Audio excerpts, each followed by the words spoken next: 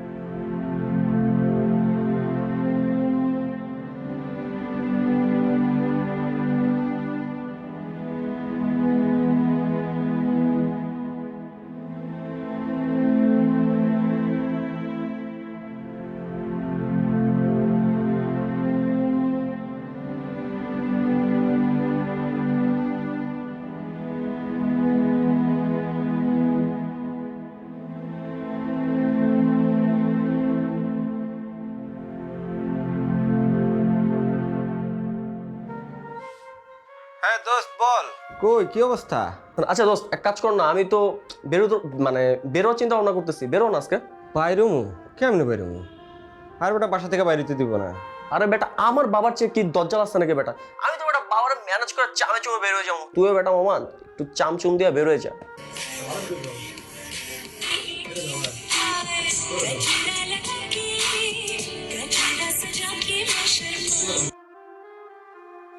হ্যাঁ দোস্ত। দোস্ত কি অবস্থা রে তোর? এই তো ভালো, তুই কেমন আছিস? আর আমার অবস্থা বেটা লকডাউনে কতদিন ধরে বাসায় পড়ে আসছি, ভালো থাকবে বল? আজকে আমি আর জয় ঠিক করছি যে ওই লিটন মামার দোকানে যা চা খাবো। তুই আয় না দোস্ত। না রে দোস্ত, ভালো লাগতেছে না। আরে লকডাউনে বের হয়ে কি করবো বল, বাসা থেকে বেরোতে দিবে না। এরকম করস কেন? একটা দিন বলতেছি বেরোলে কি হয়? তোর কি আমি এতদিন বলছি? আজকে বলছি বেরো না। দুইটা পোলা মিলা যদি চা খায় ব্যাপারটা জমে না। তুই থাকলে মনে কর যে একটু ফুরফুরা হইতাম আর কি। তুই আমার বেস্ট ফ্রেন্ড, তুই বুঝতেছিস না ব্যাপারটা? আর তুই বেরোলে মনে কর আমার এক সপ্তাহ বিনোদনের ব্যবস্থাটা হইলো আর কি। কি বিনোদন মানে কি? আরে তুই ব্যাপারটা ওইভাবে নিস না, মানে আমি তোরে বেশি ভালোবাসি বলেই তো বলতেছি, বুঝছ না? তুই আমার খুব ক্লোজ ফ্রেন্ড না? তুই বেরো না দোস্ত প্লিজ। ভালো লাগতেছে না রে, যা তোরা, ভালো লাগতেছে না। এখন আর বলিস না কিছু, তুই প্লিজ দোস্ত বেরো যা, ঠিক আছে? ঠিক আছে বাবা, আমি জানাচ্ছি, রাখি এখন।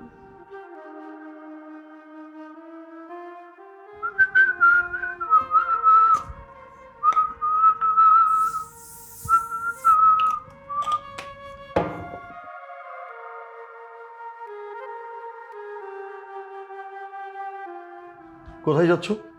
বাবা একটু দরকার ছিল। হুম, এই লকডাউনের মধ্যে একদম বাইরে যাওয়া যাবে না, ইমার্জেন্সি কেস ছাড়া। এই যেমন মনে করো কেউ খুব অসুস্থ হয়ে পড়েছে বা জরুরি একটা দরকার, না গেলেই নয়।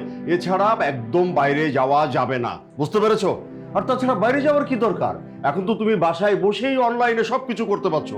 তোমার বিশ্ববিদ্যালয়ের লেখাপড়া, বিশ্ববিদ্যালয়ের এক্সাম, এই আমি যেমন অফিসের সব কাজ অনলাইনে বসে করছি।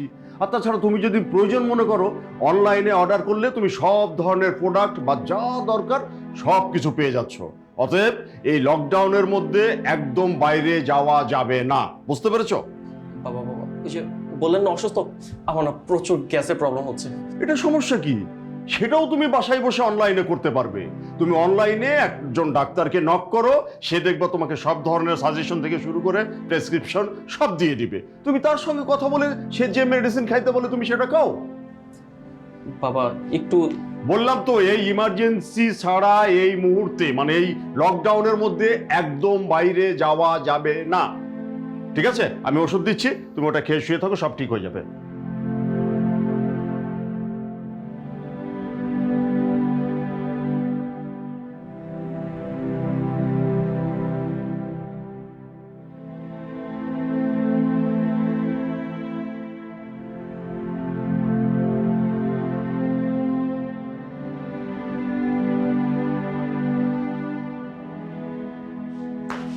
এই যে এই হচ্ছে তোমার গ্যাসের ওষুধ। এটা খেয়ে চুপচাপ শুয়ে থাকো, সব ঠিক হয়ে যাবে। ঠিক আছে? খুব সিরিয়াসলি কিন্তু ব্যাপারটা মাথায় রেখো, লকডাউনের মধ্যে ইমার্জেন্সি কেস ছাড়া বাইরে যাওয়া যাবে না।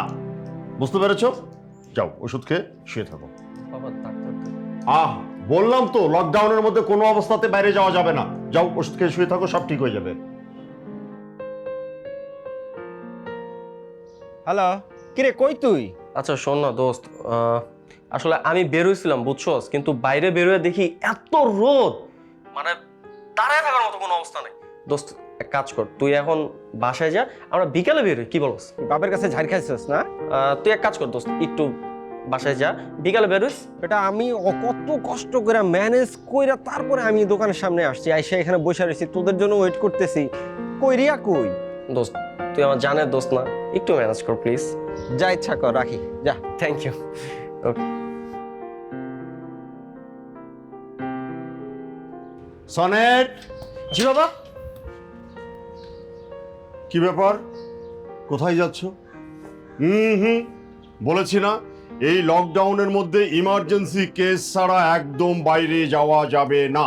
বাবা ইমার্জেন্সি গিয়েছি তো, আরে আমার ক্লোজ একজন ফ্রেন্ড, ঠিক আছে, তার দূর সম্পর্কের মামার মানে ব্লাড লাগবে, ঠিক আছে, আর ওই ব্লাড গ্রুপটা আমার সাথে ছাড়া আর কারোর সাথে মিলতেছে না। তো আমার তো একটা দায়িত্ব যে আমার ফ্রেন্ডকে এই বিষয়ে হেল্প করা। এইটা অবশ্য মানবিক দিক চিন্তা করে যেতে দেওয়া যেতে পারে। ঠিক আছে, কোনো সমস্যা নাই, যাবে, কাজ সেরে দ্রুত চলে আসবে। ঠিক আছে, ওই বাইরে এসে আবার বন্ধুদের সঙ্গে আড্ডা দিতে শুরু করো না। আচ্ছা ঠিক আছে, যাও। এই তোমার মাস্ক কই? বাবা এই যে মাস্ক থাকে তো অলওয়েজ পকেটেই থাকে। লাগাও লাগাও লাগাও, ওটা লাগাও। বাবা মাস্ক পরলে না প্রচুর গরম লাগে। ওই গরমের অজুহাত দিয়ে ওটা না পরে এই লকডাউনের মধ্যে বাইরে যাওয়া যাবে না। ঠিক আছে, লাগাও, লাগিয়ে যাবে আর কাজ সেরে দ্রুত আবার বাসায় ফিরে আসবে। ঠিক আছে? আমি জাস্ট যাব, ব্লাডটা দিব, দেন চলে আসবো। তাড়াতাড়ি চলে আসবে কিন্তু। হ্যাঁ হ্যাঁ হ্যাঁ।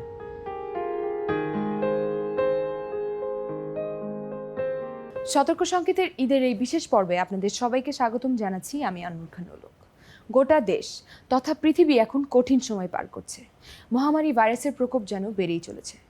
জরুরি প্রয়োজন ছাড়া বাড়ির বাইরে যাওয়া নিষেধ, দেয়া হয়েছে লকডাউন। এই লকডাউনে গৃহবন্দী হয়েছে তরুণরাও, কিন্তু এই সময়কে উপেক্ষা করে বাড়ির বাইরে বের হয়ে রাস্তায় চায়ের দোকানে বসে আড্ডা দিচ্ছে সনেট ও তার বন্ধুরা। এই সময়কে অবহেলা করা কি কোনো ক্ষতির কারণ হতে পারে? জানতে আমাদের সাথেই থাকুন।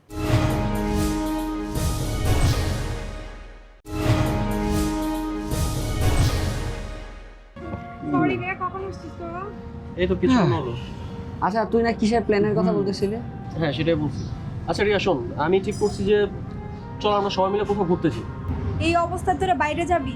পাগল হইছস? পাগল হওয়ার কি আছে? ঘুরতে গেলে দেখবি যে একটা রিফ্রেশমেন্ট, একটা অন্যরকম ব্যাপার আছে। এটা তুই কিন্তু কই যাবি? ঢাকার বাইরে গেলাম, মানে কোনো রিসোর্টে গেলাম, ফুল মাস্তি হবে একদম, মানে অন্যরকম একটা ব্যাপার। রিসোর্টে যাবি পয়সা খরচ করে, এর চেয়ে চল আমার গ্রামের বাড়ি চল, পুকুরে ডুবাবো, মাছ খাবো, ডাব খাবো। এতদিন পর বাসা থেকে বের হইছি বেটা, মানে মাইন্ড ফ্রেশের একটা ব্যাপার আছে না, বুঝছ না কেন ভাই? গ্রামে গিয়া করলাম। গ্রামে গিয়ে কি করবে? গ্রামে একটা স্ট্যাটাসের ব্যাপার আছে না, আমরা মনে করি যে রিয়া যাবে সাথে, সুইমিং পুল আছে, মানে আমাদের তিনটা ছেলের সাথে একা রিয়া। আরে হ্যাঁ যাবে, সমস্যা কেউ আমাদের বন্ধু না আসতো। দেখ এই মুহূর্তে মানুষ ঘর থেকেই বেরোতে পারছে না, আর তোরা মাইন্ড ফ্রেশ নিয়ে আসিস, একজন স্ট্যাটাস নিয়ে আসিস। কি শুরু করলি তোর এগুলা? আচ্ছা তাহলে যাওয়ার প্ল্যানিং ট্যানিং সবই হবে, আগে বস, আমি চায়ের অর্ডার দিয়ে আসি।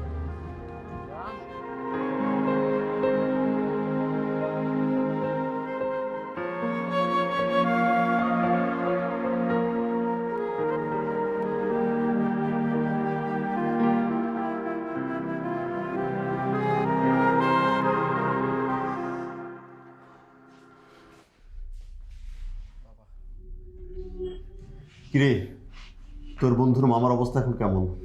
হ্যাঁ মামা এখন ঠিকঠাক। ঠিকঠাক। তা তোমার বন্ধুর মামাকে কি রক্ত দিয়েছো?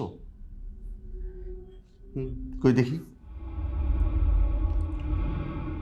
বাবা কই রক্ত টক্ত দেওয়ার তো দাগ টাগ দেখছি না তোমার হাতে। বাবা আমি ওই ব্যাপারটা একটু বুঝিয়ে বলি, মানে আমি রক্ত দিতেই গিয়েছিলাম, কিন্তু আমি হসপিটালে গিয়ে দেখি যে মানে মামা একটু ঠিকঠাক, মানে সুস্থ হয়ে গেছে। মামা সুস্থ হয়ে গেছে, রক্ত দিতে হয়নি, তাহলে এত দেরি হলো কেন? না মানে আমি একটু ওয়েট করতেছিলাম, কারণ মামা এখন সুস্থ, যদি কিছুক্ষণ পরে আবার অসুস্থ হয়ে যায়, তাই মানে কিছুক্ষণ ওয়েট করে তারপর আর কি বাসায় আসলাম। বাবা সানেট, ওই তুমি তোমার বন্ধুর মামাকে রক্ত দেওয়ার কথা বলে যখন বাড়ি থেকে বের হচ্ছিলে না, তখন তোমার এই চেহারাটা দেখেই আমি বুঝতে পেরেছিলাম আসলে বন্ধুর মামাকে রক্ত দেওয়ার কোনো ব্যাপারই নাই। তুমি বের হচ্ছ আসলে ওই চায়ের দোকানে তোমার বন্ধুদের সঙ্গে বসে আড্ডা দেওয়ার জন্য। না না বাবা, দেখেন আমি মিথ্যা বলে বের হই নাই, মামা সত্যিই অসুস্থ। দেখেন যদি মামা যদি আবার কাল পরশু অসুস্থ হয়ে যায়, আমার তো উচিত কাল পরশু যে মামাকে ব্লাড দেওয়া, তাই না? ও, তার মানে আবারও ফোন দিয়ে আসছো যে ওই আবার যদি অসুস্থ হয় ওই ব্লাড দেওয়ার কথা বলে বাবাকে ফাঁকি মেরে বাইরে গিয়ে আবার বন্ধুদের সঙ্গে বসে ওই চায়ের দোকানের আড্ডা, তাই তো? বাবা সনেট, তুই হচ্ছিস আমার একমাত্র ছেলে। এখন কিন্তু এই দেশ, শুধু দেশ না, মানে সারা পৃথিবীর অবস্থাই কিন্তু খুব খারাপ। করোনাতে নানান ধরনের ঘটনা ঘটছে। ঘটনা বলতে এই যে করোনায় আক্রান্ত হয়ে সবাই মারা যাচ্ছে। বাবারে, আমি চাই না তুই এভাবে বাইরে ঘোরাঘুরি করে তোর কিছু হোক। আর তোর কিছু হলে শুধু তুই এই একাই না তো এতে আক্রান্ত হবি, তুই বাড়িতে আসলে তোর সঙ্গে আমরা মেলামেশা করলে দেখা যাবে আমরাও আক্রান্ত হচ্ছি। এমনকি বাইরে তোর যেসব বন্ধুবান্ধবের সঙ্গে মেলামেশা করছিস তারাও আক্রান্ত হবে। তাই বাবা, যতদিন এই লকডাউন বা এই করোনা আমাদের দেশ থেকে একেবারে না যাচ্ছে, ততদিন আর এই বাইরে গিয়ে এই এলোমেলো আড্ডা দেওয়ার দরকার নাই বাবা, ঠিক আছে? ঠিক আছে বাবা, আমি তো বাবা আপনার কথা মতোই চলি, আপনি বাইরে যেতে না করেন আমি যাই বলেন।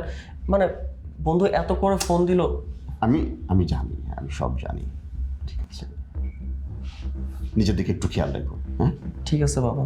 আচ্ছা, আসি।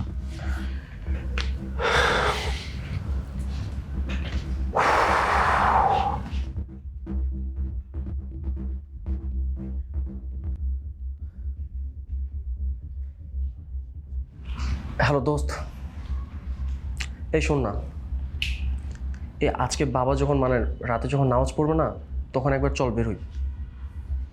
হ্যাঁ, আরে কোনো সমস্যা নেই। হ্যাঁ, আমার কোনো সমস্যা নেই, তুই ম্যানেজ করে বের হয়ে যাস, ঠিক আছে? রাতে বেটা জম্পেশ আড্ডা দিব। ওই লিটন মামার দোকানের ওখানে। ওকে দোস্ত, ওকে। না মানে এরকম করলে হয় নাকি? আর মানে কেমন করোনার মধ্যে মানে লকডাউন দিয়ে দিছে, আর এটা কোনো লকডাউন? এই লকডাউন কেউ মানে? তুই এক কাজ করতো, মানে এইভাবে ভালো লাগতেছে না, তুই জয়ের একটা ফোন দে।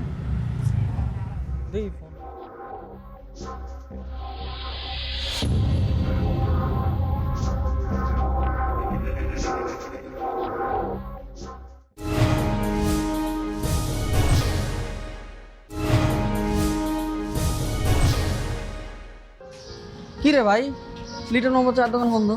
কি কস, মামার দোকান বন্ধ? হ্যাঁ। ওই শাটারের তলটা একটু খোঁজ খবর নিতি, বয়স ছোটে মনে লাগাই দিছি। না, এই কাজ অবশ্য করবে না, মনে হয় পুলিশ দাবড়ে দিয়েছিল, এই জন্য শাটার বন্ধ করে দোকান বন্ধ করে রেখে দিয়েছে। আমি অবশ্য শাটারে বাড়ি দিয়েছিলাম, কোনো সারা শব্দ নেই। মালটা ভয় পেয়ে লাগা রাখছে। কিন্তু তাই বলে চা খাবো না, তাই কি হয়? আর বেটা এই দোকানের চা বেটা আমি এত মিস করি বেটা, মুখে এখনো লাগে আছে। এক কাজ করি, চলো বিহারি ক্যাম্পে যাই, ওদের ওখানে একদম অল টাইম 24 ঘন্টা ওরা সার্ভিস দেয়। কিন্তু একটা সমস্যা আছে। কি সমস্যা? ওখানে অনেক মানুষের গ্যাদারিং। দূর বেটা, আমাদের কাছে গ্যাদারিং কিছু বেটা, আমরা যাবো চিল করবো, এসে বলবো শেষ। আচ্ছা তুই এক কাজ করি, আর একটা ফোন দে তো। আচ্ছা দিচ্ছি। হ্যাঁ দোস্ত, কি রে, কি অবস্থা? কই তুই মামা? আচ্ছা শোন না, আজকে এক জায়গায় যাবো, ওই বিহারি ক্যাম্পে, আয় না। কি বেরোতে পারবি না, একটু ম্যানেজ কর না দোস্ত প্লিজ। আরে বেটা, মালাই চা খাবো, মালাই চা। তোর বেটা স্পেশাল মালাই চা খাওয়াবো। থাক তাহলে, আর কি, না বের হইতে পারলে তো আর জোর করে বের করা যাবে না। ওকে থাক, বের তো পারবো না। জয়ের একটা ফোন দে। আরে ওই মালটার আমি আসার সময় ফোন দিছি, ও বেটা ওর মারে সেটিং দিতে পারে না। বাদ দে তো ভাই, কারো লাগবে না, চল তুই আর আমি দুজন মিলে চা খাই।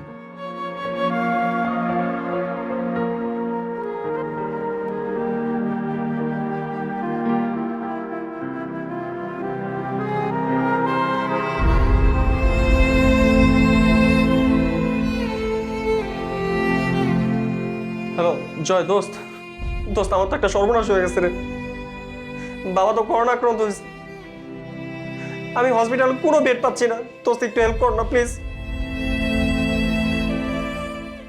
দোস্ত টেনশন, দোস্ত তোরা সাবধানে থাকিস প্লিজ, বাবা মার সাথে বেশি মিশিস না, আমরা যেভাবে উল্টাপাল্টা মিশছি প্লিজ দোস্ত একটু সাবধানে থাকিস, একটু বেডটা পেয়ে আমাকে জানিস প্লিজ, একটু তাড়াতাড়ি করিস।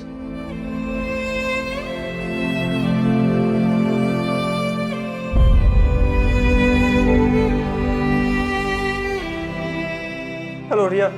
হ্যাঁ দোস্ত বল। আমার বাবা তো করোনা আক্রান্ত হয়েছে জানো। আচ্ছা ঠিক আছে, টেনশন করিস না, একটু ঠান্ডা হও। এখন এত উত্তেজিত হলে কিভাবে হবে বল? আমি কিভাবে শান্ত থাকবো বলো, তুই আমাকে একটু হেল্প করো না প্লিজ।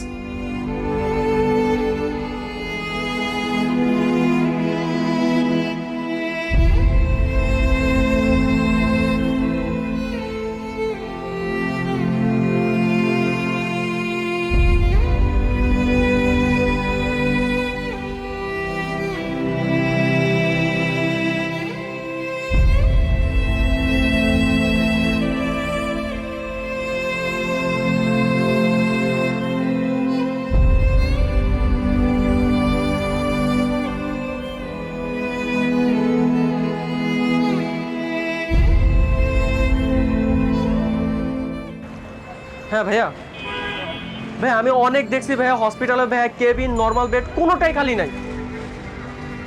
হ্যাঁ ভাইয়া আমি অনেক দেখছি ভাইয়া, আপনি একটু প্লিজ একটু দেখেন না অন্য কোথাও পান কিনা। হ্যাঁ আমিও দেখতেছি, প্লিজ ভাই একটু কাইন্ডলি দেখেন। ওকে ভাইয়া, থ্যাংক ইউ ভাইয়া।